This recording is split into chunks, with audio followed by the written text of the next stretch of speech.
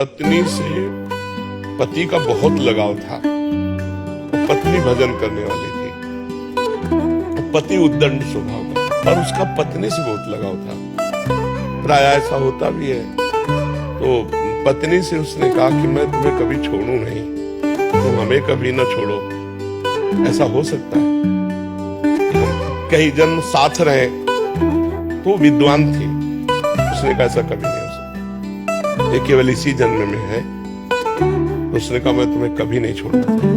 बोले एक उपाय है, आप भगवान का भजन करो और भगवान से मांगो, तो अगला जन्म भी भगवान दे देंगे और हमारा आपका संयोग करा देंगे। तो उसने कहा कैसे भगवान का भजन करें? तो उनका हमारे गुरुजी हैं, आएंगे, हम आपको दीक्षा दिला देंगे।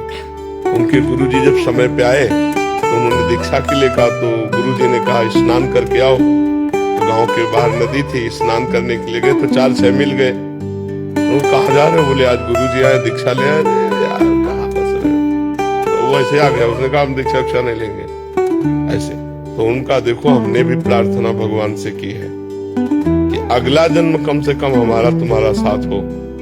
अगर तुम भजन करते तो हमारी बात भगवान सुन लेते, लेकिन तुम भजन नहीं कर रहे हो, इसलिए मुझे लग रहा है हमारा तुम्हारा साथ इसी जन्म तक है। उसने कोई ध्यान नहीं दिया। अब पत्नी थी तो ज्यादा, दोनों का जब शरीर छूटा तो पति के राग के कारण उसकी मुक्ति नहीं हुई और एक राजा की राजकुमारी बनी पति के राग के कारण।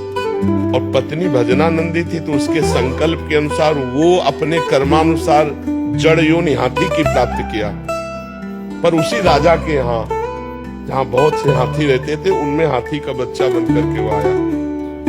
और वो पशु था तो उसको पूर्व जन्म में ऐसी पत्नी तपस्विनी मिली थी। उसके प्रताप से जब राजकुमारी को देखा तो उसको याद आ गया है तो मेरी पत्नी है।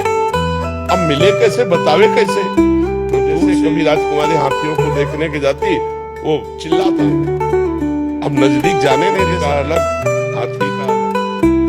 कुमारी का स्वयंवर का दिन आया, नए नए हारा किया, तो वो भी नौ किशोर अवस्था का हाथी हुआ तो रो रहा था, खाना पीना सब छोड़ दिया था।